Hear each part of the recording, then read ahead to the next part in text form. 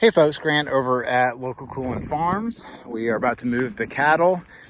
We did a video this a while ago. We were supplement feeding them today because this spot on the road, the internal road to our farm, we want to get the cattle in here to, go in and graze this ditch and get all this stuff done and drop manure. This is the spot where we had to feed them last time, so you can see the pattern that it left on the road. That's what's going to end up over there. And we got some non-native invasive Kogan grass up in here, so hopefully the cattle will kind of step some of that out and start giving that stuff a hard time. We didn't have a lot of regrowth here, to be honest with you, but it is recovering, and eventually the organic matter that got kind of mixed in right here is going to come up again. This is mostly hard clay and gravel, so I mean, I wasn't expecting, tomatoes to pop up here, you know what I mean? But I was not expecting it to be that desolate for that long. It's been probably about 50 days or something like that. But it is what it is. And so eventually that spot will come back. And so we're in a little area. That's actually my deer stand over there. We haven't put in the food plots yet, just because we prioritize the cattle over the recreational whitetail, and so I have not planted anything.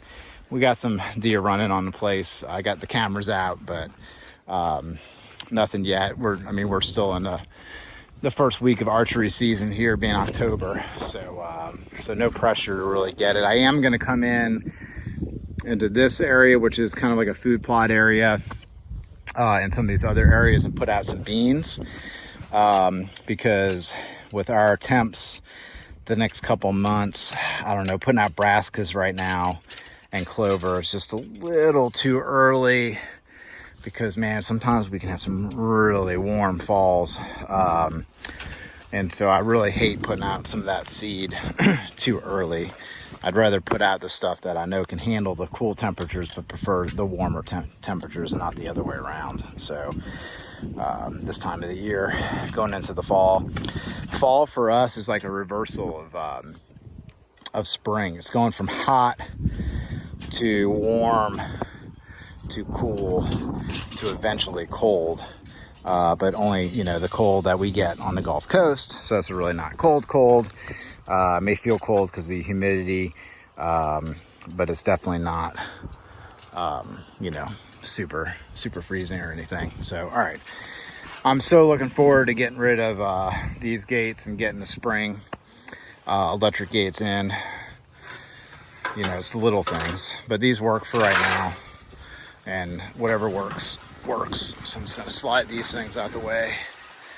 These are just these like super light panels I picked up someplace used. We've actually gotten a lot of use out of them. Come on.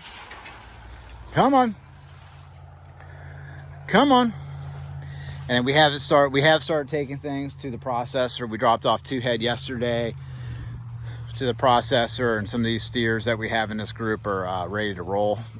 So we're going to be probably processing a few more beef going into the next month. And then we're going to start hammering them pretty good and getting them in the freezer, so we can lower our overwintering feed bill, and then we can be poised to start bringing in more cattle as well. Come on. Oh, sorry. That's the goat call. Woo! Woo! Woo! Woo! Woo! Woo! Woo! Man, this little heifer is just a goofball. All right. Woo! So we don't have water in this area yet, so they're gonna have to go back into the paddock to get the water, but we want them to graze all up in here and start knocking it down, because I want grass to be growing on all this area, so we can graze it as part of our move. This little area that we have isn't big enough to keep them in for 2 days. I mean, it's like a half a day to 1 day, but I think we can get it to like a full solid 1 day. So that way, when we leave this paddock here, we can put them in this section for a cool solid day. So we, move them in the afternoon. We know we're coming back the next afternoon to move them into the paddock. And that's keeping us from having to go through 2 gates. So, because we have to go through that gate to go into this paddock. And then the way we have it set up, they're gonna walk down here, and then we're asking them to take a right-hand turn going into this paddock.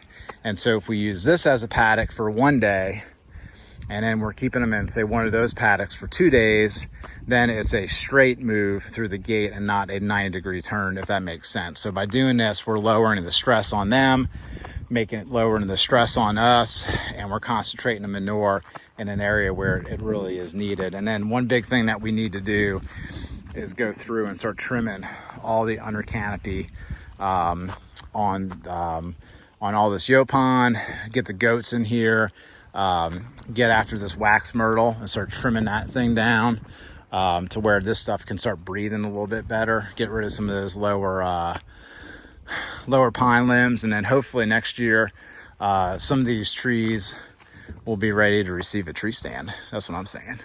Okay, all right, well, that's it. We got them moved. We're gonna leave that gate open so they can get the water, and then we're gonna come back about this time tomorrow and move them in the next paddock.